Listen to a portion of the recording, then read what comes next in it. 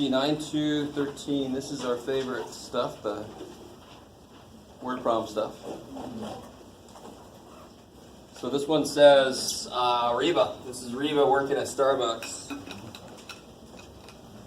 She had her training and everything. 12-ounce cup of coffee costs $1.70. Blah, blah, blah. Right? The ideas are, she served 55 cups of coffee, emptying 6 144-ounce brewers, while collecting a total of 100. So there's 3 ideas right there. Number of cups sold, of coffee sold, amount of coffee sold, right, because the cups are different sizes, and then finally the amount of money made. So 3 ideas relating to 3 equations. What are your unknowns? What's every variable going to stand for in this problem? Like so there's a 12 ounces, 16 ounces. There's a 12-ounce cup, Yeah. 16-ounce cup, and 20-ounce cup. Like go to Starbucks and then you go somewhere like Einstein Bagel, you actually just say medium instead of what the shit is it? I don't know. Sorry if you like the grande bullshit. Just medium. So you give these whatever names you want. Me, I might call them large, medium. I might call it small if it wasn't for the fact that my S's look like 5s. So maybe I'll call it tiny or tall if you like. Starbucks. Or you can call them whatever the hell, A, B, C. It doesn't matter as long as you keep it straight what they all mean. You guys with me? So what's one equation you can set up? They said they sold 55 cups of coffee. Yeah, so one equation, not all the time, but very often you will have something where the variables just add up to something. It's a total equation. All right, so T plus M plus L. The cups of the smallest size plus the cups of the next plus the cups of the next have to make 55 total cups. Then you have an amount idea, and then you have a money idea. So for every T, how many ounces is that? 12. So how would you represent that? 12T. 12T plus 16M plus 20L. And what would that be? This is the next place somebody might make a mistake. Would it be 144 times 7? Yeah, because you emptied 6 Okay. 144-ounce brewers. I'll go through this in there. All right. So one mistake is people might put 144 here, but it should be 6 times 144. Okay, good. A couple of And then the last one is money. How much does each of these cost? $1.75. So how would you represent that here? 175T. Yeah, 1.75T. All right, I'm going to let you guys fill in the rest. Is that Yeah. caught something? Okay. Yeah. So this is number 13 and 9-2. If you want a little preview of that. So again, that step of defining what your variables mean. If you skip that, I don't know how you expect to be able to set these up correctly. Because I have people go T plus M plus L equals 112.80. And I'm like, so they mean money? Do those things mean money? Then how do you do the other equations? I mean, so you have to really think, well, how did I find out what to make the variable stand for? I read the question. How many cups of each size? Oh, so each size cup, I got to give it a name. You guys kind of with me? That's your first step, is to figure out what do they mean? If you skip that step, you're going to make a mistake somewhere. Yeah? 9.3, 23. Is that one all right? Anybody other questions on that one yet? Yeah, I feel like I got I know how to set it up and stuff like that, but I feel like when I went to solve it, I don't know where I messed up, but The first thing you might want to do is this one you can reduce.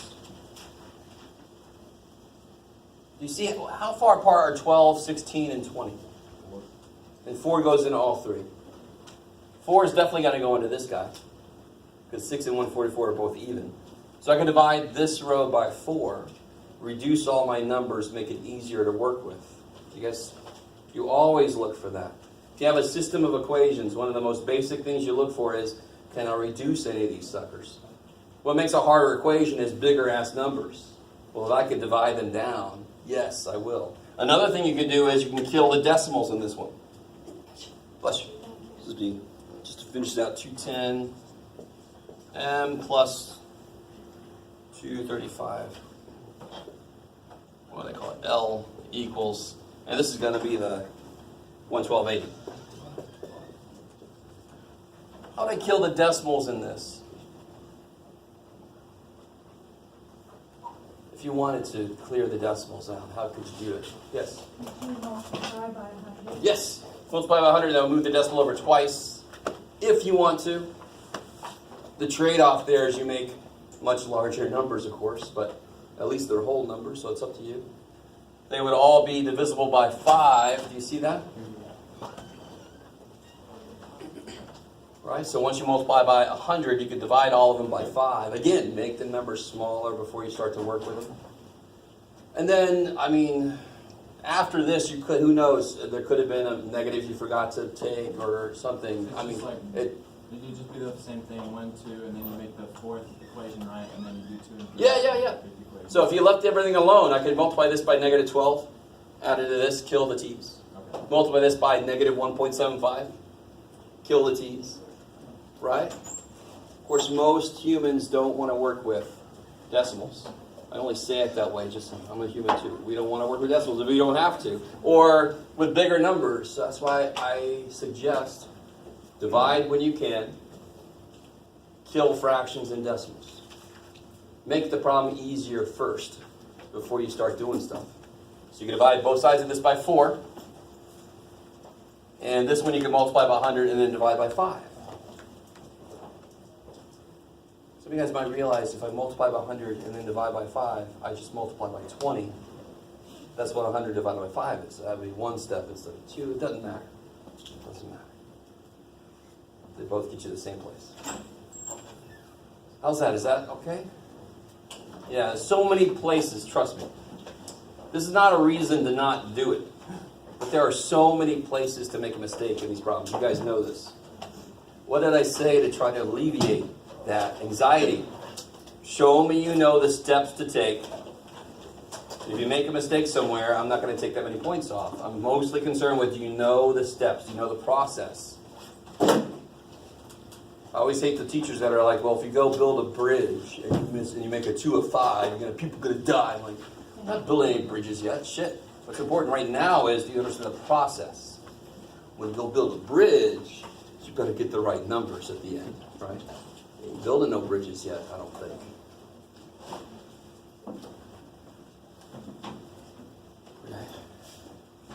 Anything else from homework stuff? Yes? 9.3, just to set it up. 23? 9.3? Yeah. 23. 20, yeah. Okay. All right, so do you see how there's 2 unknowns, right? So this is 9.3.23. This is the one about Brie. Why am I using the worst pen I got? I don't know. Brie sells a dried fruit mixture for $5.80 a pound, and Hawaiian macadamia nuts for $14.75 a pound. Oh yes, macadamias are expensive.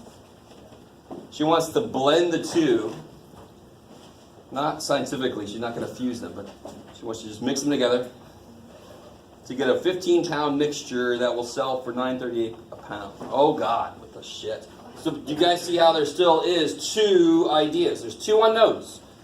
The amount of macadamia nuts and the amount of the the dried fruit mixture, right? Let me stop right there.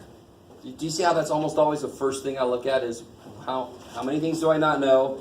Can I see enough ideas? Right? There's 2 things I don't know. I see 2 ideas. Good. Each idea should lead to an equation. So what are my unknowns? They are how much of each, right? The dried fruit mixture and the macadamia nuts. So I'm going to call the dried fruit mixture, I'm going to call it D. And the macadamia nuts, I'm going to call them M. And what do these represent again? Unknown quantity. The amount of dried fruit and the amount of macadamia nuts. Mac nuts. Okay. Sorry. Her name could be Dee Dee. She could be something else. Okay. And this is in pounds, of course, right? The whole thing's about pounds. So what's one equation I can set up? What does she want in the final mixture? How much total poundage does she want at the end?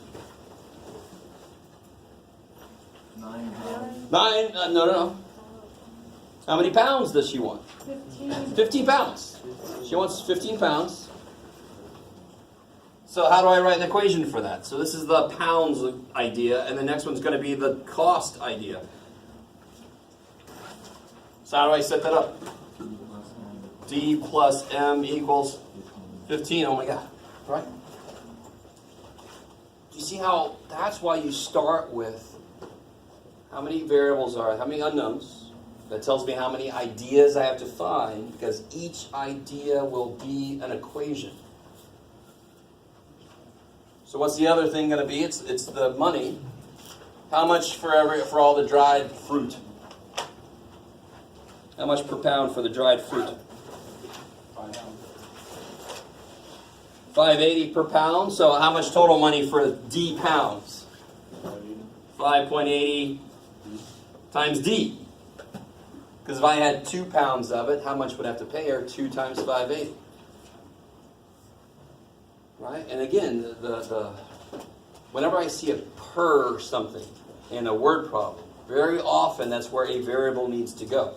If it's $10 a mile, and I go 7 miles, okay, 10 times 7. So if I don't know how many miles, it'd be 10x for the number of miles.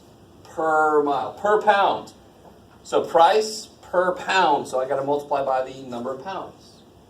So how do I set it up for this guy? Per pound, it's $14.75. So $14.75 M.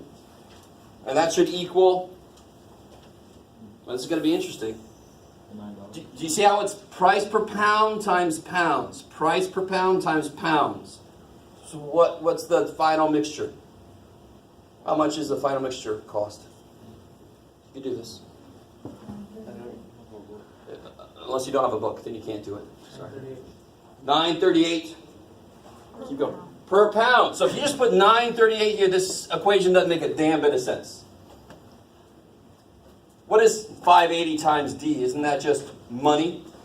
Price per pound times pounds is money. Price per pound times pounds is money. Price per pound. There's no money. I haven't multiplied by the number of pounds. How many pounds is there at the end? There. That's the step people forget. Your equation has to mean the same thing everywhere. You can't add these two and get some other thing. 4 donkeys plus 7 donkeys equals 11 elephants. What the shit? What are you doing? So you can't have money plus money equals price per pound. What? I need money plus money equals money. Hopeful. No, you don't like that? I'm sorry. But that's how you do it. You got to make sure that every piece of your equation is the same physical idea.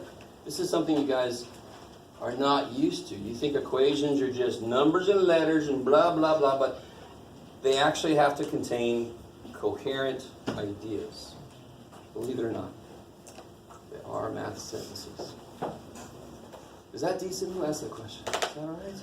Yeah? Okay. That's really easy to forget. But notice how every step you did the same thing. 580 times the number of pounds. I don't know how many pounds of this. That time, I don't know how many pounds of this. That time, I know how many pounds of that. 15 at the end. You like it? Maybe.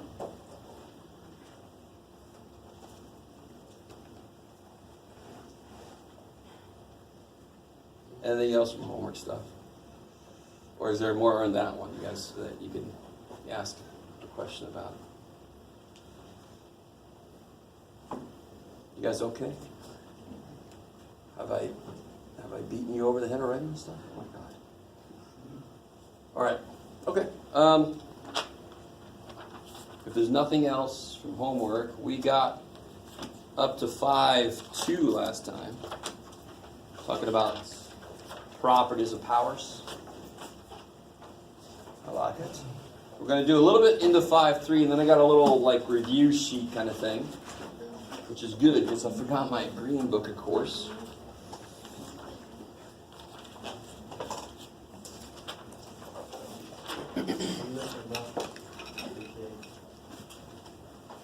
Just to remind you guys what's happening tomorrow. Quiz on what? Quiz on chapter 9. A quiz on a test. Huh? What? Yeah, just a quiz, not a test. Just a quiz, nothing major. Matrices will be on there. How many? Like 7. No. There might be more than one matrix problem, because I could just ask you to rewrite a matrix in equation form or something, right? And not solve it. There can only really be one solve this matrix, because that takes a little while, yeah. So I can't give you a bunch of those. How many word problems? Huh? How many word problems? 14? No, maybe 2 at most. All right. And one of them might be solve this using a matrix. I don't know, we'll see. I don't know if you can tell, I haven't made it yet, so we'll see what happens tomorrow. All right. So 5.1.5.2 is really all about properties of powers. What happens when you multiply like bases, divide like bases, right? What about a 0 power, a negative power, all that stuff. We talked about all those things. There is one thing from 5.2 we haven't done yet. Scientific notation.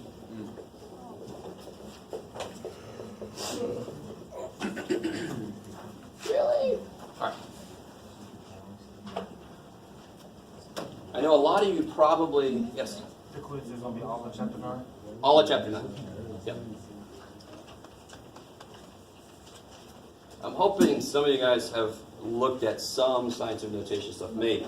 I'm going to assume you didn't, but I think most of us probably have. The thing to realize about scientific notation, it's the one place where we still use the x to mean multiply. And that's just a part of the notation. So just to really show you what this is, and then I'll talk about the shortcut to do this. So if I had the number 4,000, and I write it in what's called expanded form, that means to write like 4 times 1,000. Is that cool so far? That's groundbreaking, right? Wow. But how can I write 1,000 using exponents? What's 1,000? It's what to the what? 10. How many zeros are there? So 10 to the third. Why does it make sense? 10 to the first is 10, 1 0. 10 squared, 100, 2 zeros. So you see the number of zeros on the back end of a 1 tells you it's 10 to the whatever. It's 10 to that. That kind of kicks ass. Yes? Yes, it totally does. So this would be 4 times 10 to the third. That's scientific notation. The reason that we use scientific notation is if I had the number 68 followed by 72 zeros, do you want to write that all the time? I'd rather write, it would come out to be 6.8 times 10 to the 73rd. That's what it would look like. So that's the usefulness of this notation. I'll show you why in a minute. Let's look back at this one. Here's the shortcut. You don't have to do this. Where's the decimal currently in this unknown to be? Where's it known to be? The decimal. It's known to be here. It doesn't show up because there's nothing after it. Right? You guys with me? So when you write the number 7, it really means 7.0. I just don't need to write that. So how many times do I have to move it so that there's only one digit in front of it? 3 times. 1, 2, 3. So why is the 10 to a positive 3? Because the number was big. When the number's big, that's a positive 3. Let me show you really why this makes a lot of sense. I had a lot of trouble, and I still sort of do. I'll be totally upfront with you. You guys can tell me you have trouble with math. I'll tell you I have trouble with directions, right? Left, right. I have to do this sometimes. The one that makes an L is left. So this means give me directions when driving. I drive like this. Left, okay, here we go. I'm totally fine with telling you that shit because I know a lot of math, so I don't feel too bad. It all balances out. So how would I write, so watch this, 0.007. What is that as a fraction? 7 over tenths, hundredths, thousandths. 7 over 1,000. How can I write 1,000 in exponents? Well, you know how to do that, right? 7 over 10 cubed. Does that look like the same form as this? No. Well, how can I make this? Where should the tens be? They should be On the right side. up. Right. If I force them up, are they going to like it up there? No, they want to be down here. So what are they going to become if I push them up? There. So negative powers mean divide. So of course when you start with a small number, the power will be negative. So when I was taught, the reason I brought the whole left and right thing is I'm taught if you move it to the right, and I'm like, oh shit. It just actually makes more conceptual sense. When it's big, it's positive because then you're actually multiplying. When it's small, it's negative because then you're actually dividing. It only makes more sense, to be honest. Not even just because I have trouble with this, but just because it makes more sense, hopefully. So what's the shortcut here? Well, how many times do I move the decimal until there's one digit in front of it? One, I don't stop here. Now I got a single digit in front of it. I had to move the decimal that way 3 times. It was small, so it's negative. So the power tells you how many times to move it. The sign tells you was it big or small. So, another example. Does that sound at all familiar? Yes. Some of you guys have seen that before? Okay. I don't know if you've ever been shown why it's true. So if I had, let's say,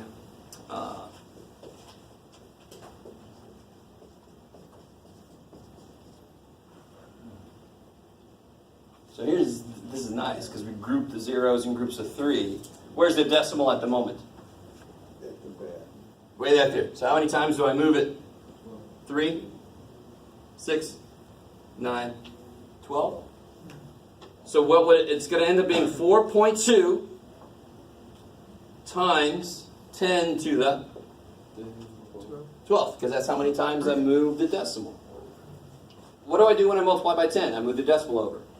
So every time I multiply by a 10, I move it over. So multiply it by 12 tens, it's going to move back to there. So these are the same number. So this isn't just notation, to be honest. This is a problem that if you work this problem out, you get that number. So very often in astronomy, we could say this star is on the order of 10 to the 12th kilometers away or something. I don't have to be that specific. I just know it's really frickin' far away. So sometimes we don't even give a shit about this number. We just say it's on the order of 10 to the 12th. This one's on the order of 10 to the 13th, so it's 10 times further away. So that's another way I can use this notation, just to get at the most important part of the problem.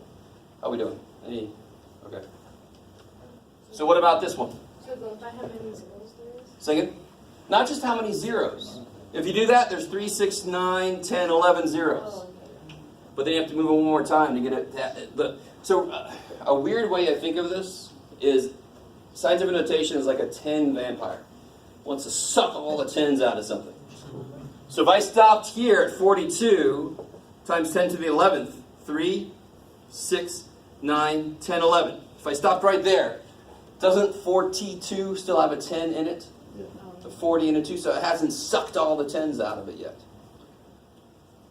That's why you put the decimal after a single digit, because then there's no 10s left in it.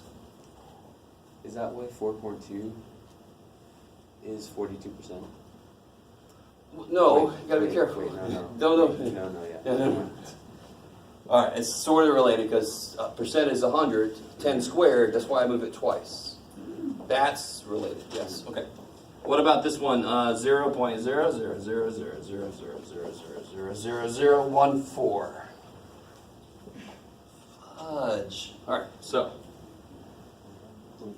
I kind of do by twos. You go 2, 4, 6, 8, 10, 12. Right? And I know I stop there because then it's got a single digit in front of it.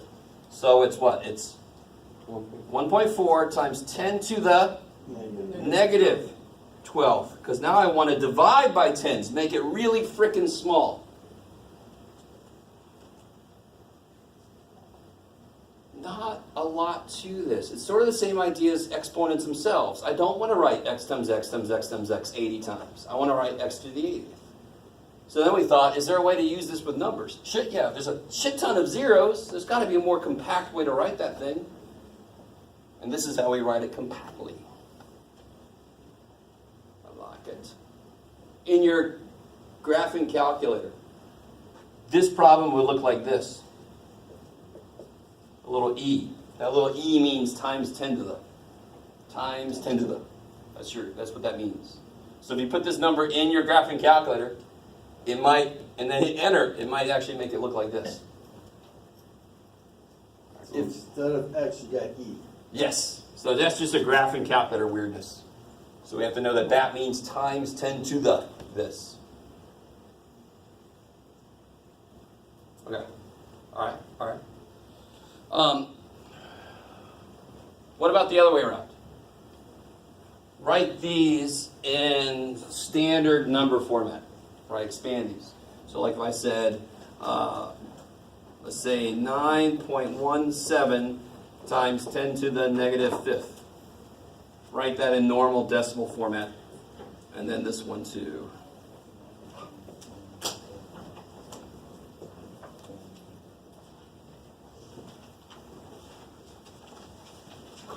And then I'll see if you pick up on some shortcuts.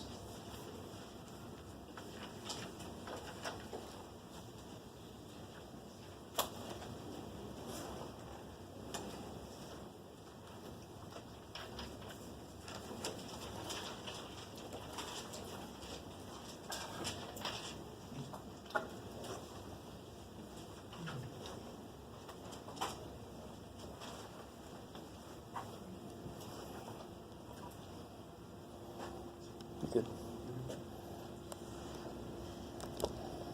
Poor little dude. There you go.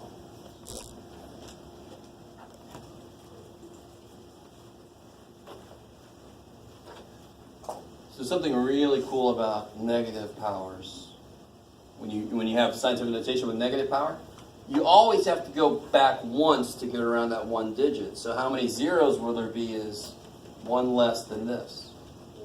You always have to go once to get around that stupid number, whatever the hell it is.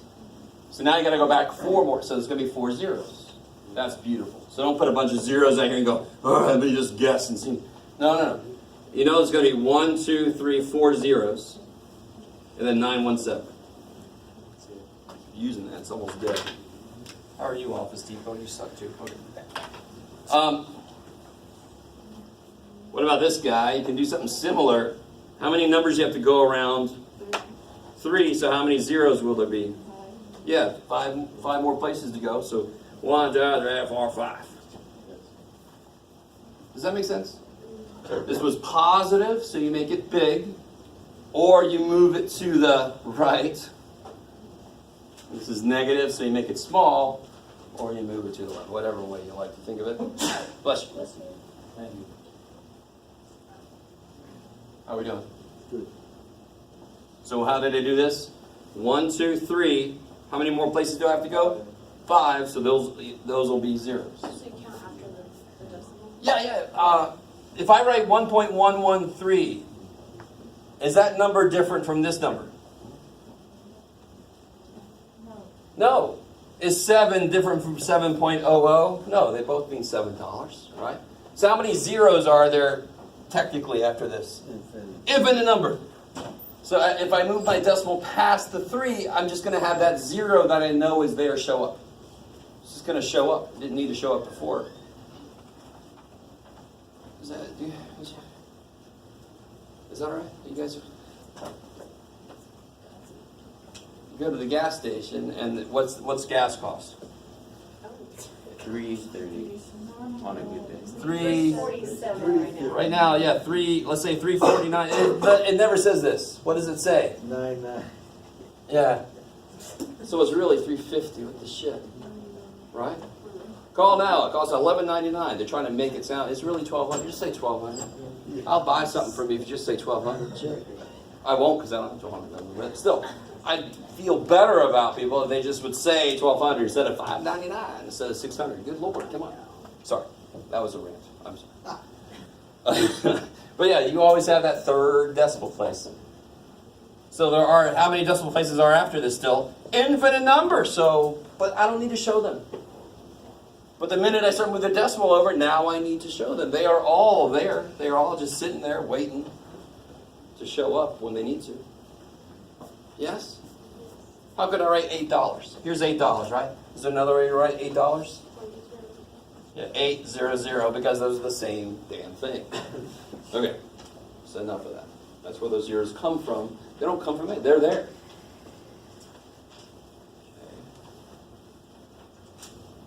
Or 800 pennies. I like it. There's a. You guys know that bowling alley down the bottom of the hump going to Fletcher? No, Fletcher, right? Yeah, and for the longest time it said this for like an hour of bowling, and I wanted to be this kind of an asshole, but go in there and give them like a penny and say, you don't have to give me the change. 0.99 cents ain't 1 penny. 0.99 cents is less than a penny. Do you understand? What do they mean? They either meant this or they meant this.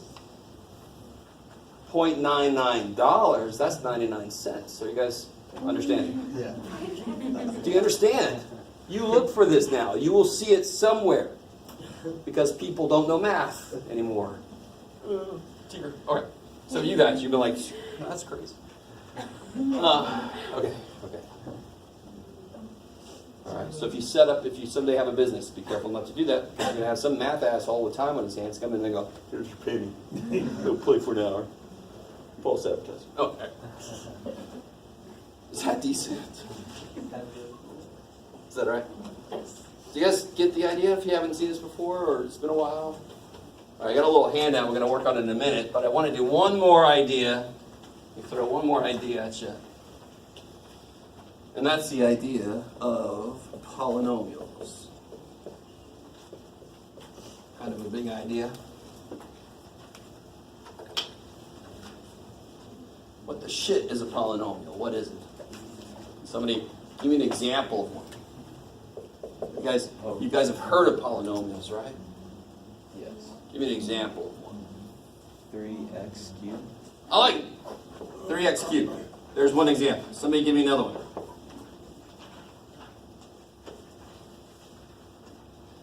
So you see 4x cubed? No. How about let me give you guys one. X squared plus 4x minus 7. There's a polynomial. Oh yeah. 3x squared plus 4x Sure. Stop. plus. I like this. All right. I like it. There's a polynomial. Okay, so maybe what's better, let me show you what is not a polynomial.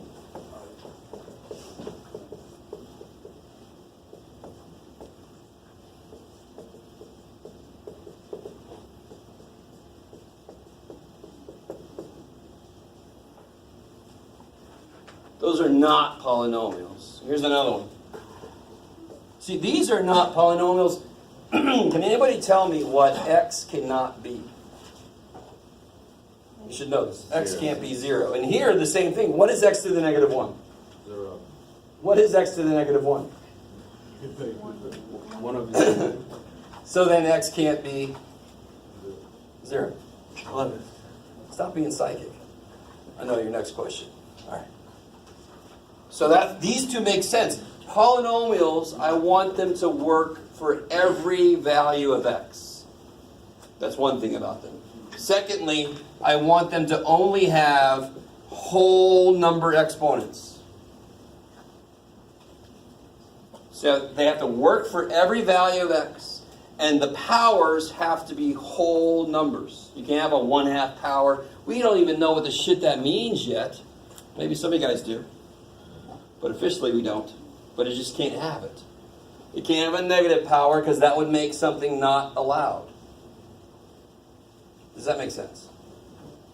X to the -1 would be 1 over x. Then you can't use 0. You're supposed to be able to use anything you want to for a polynomial. So if a fellow math person came over to me and said, I'm working with this polynomial, I know I could plug whatever the shit I want to into it and not worry. That's the immediate thing I know. So polynomials are the nicest type of function in mathematics. Okay? Yes, no? Are you guys all right? You guys all right? You guys look, I'm sorry. Some of you guys look really depressed. I know. Part of me is used to it. I am a math teacher. So officially, let me see what the book says. I looked at the book about this. Blah, blah, blah, blah, blah. That's dumb. All right, they suck. So let's be a little more specific here. These are all polynomials. Poly means many. Nomial is like names, really, but we call them terms. So many terms. How many terms does this guy have? Let me start here. How many terms does this guy have? 3. What are terms separated by? Plus and minus. So this guy has 3 terms. I call him a trinomial.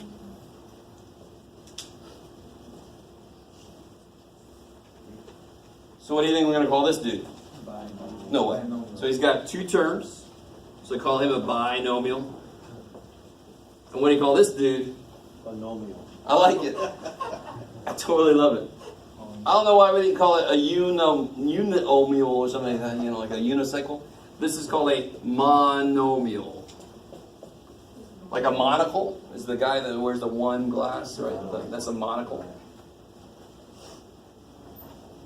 You guys all right? I can't read your shit. These words sound familiar? You guys all know these words, hopefully. Now, past 3, we just call it polynomial. There's no quadrinomial or quintinomial or something. They're just all polynomials past 3. We're like, screw that. So we're not as into it as biology. We don't identify them. After that, it's just all dogs. I don't know. So after this, it's just all polynomials. So we don't go 4th, 5th. Okay, maybe. There's going to be a lot of definitions in this. Okay, this is section 5.3. There will be quite a few. We're not done yet with definitions. Shit. So there's another idea on top of this. Just the difference between what's not a polynomial, what is, and then identifying types of polynomials. I like it. The next idea is something called the degree.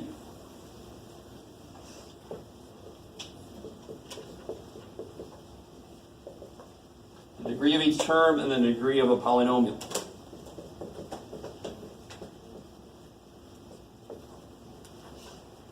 So in this case, let me give you a couple examples.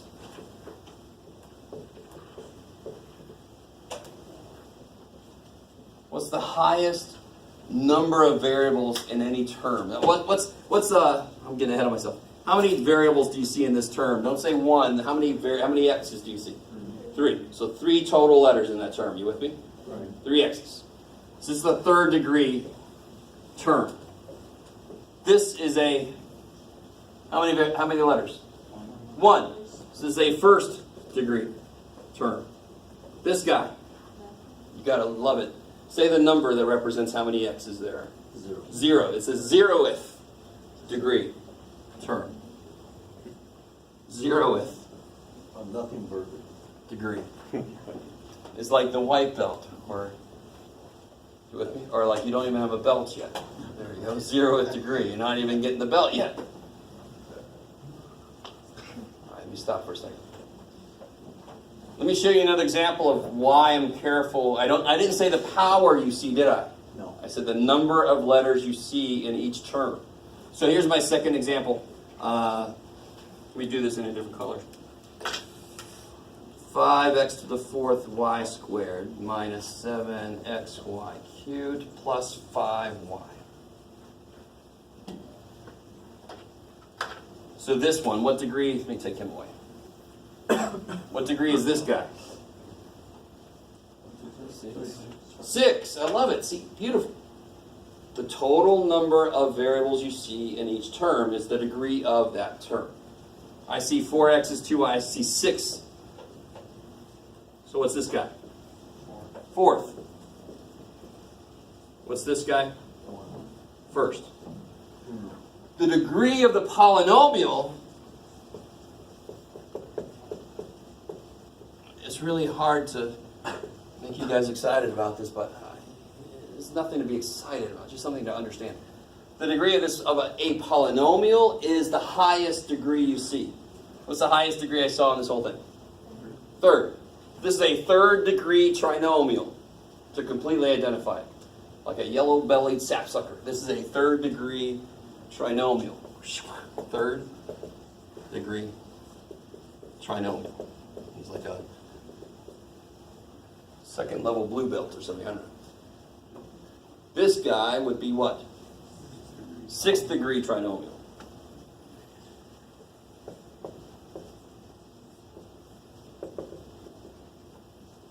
So if I ask you, identify the degree of the following polynomials, you do each term and you see who wins.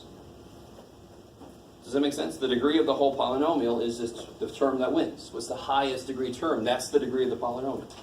What it tells a math person is this one is going to grow faster than this one would. What's 2 to the third power? 2 to the third power? 8. What's 2 to the sixth power? 8 times 8, 64. So a sixth degree polynomial has the chance to grow much faster than a third degree. That's why. So if somebody came over to me and said, I have an 8th degree binomial. I know it's got 2 terms. I know I can plug whatever the shit I want to for the letters. And I know it grows as quickly as its 8th power. I know a lot in that one little phrase. And so do you now. Hopefully. All right. So, I think, yeah, what would you say is the leading coefficient of this? Okay, what about this? 5. What about this? What's the leading coefficient? Oh, I have no patience for that word.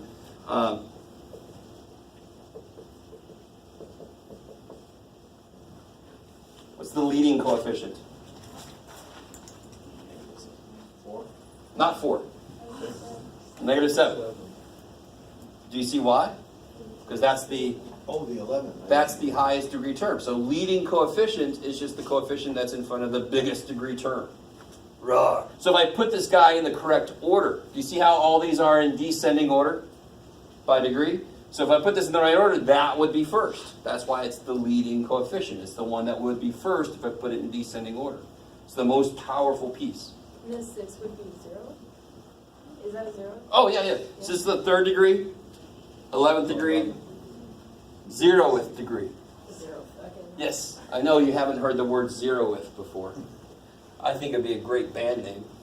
But it means, since degree is the number of letters, and you can have a number sitting there with no letters, there has to be a 0th degree.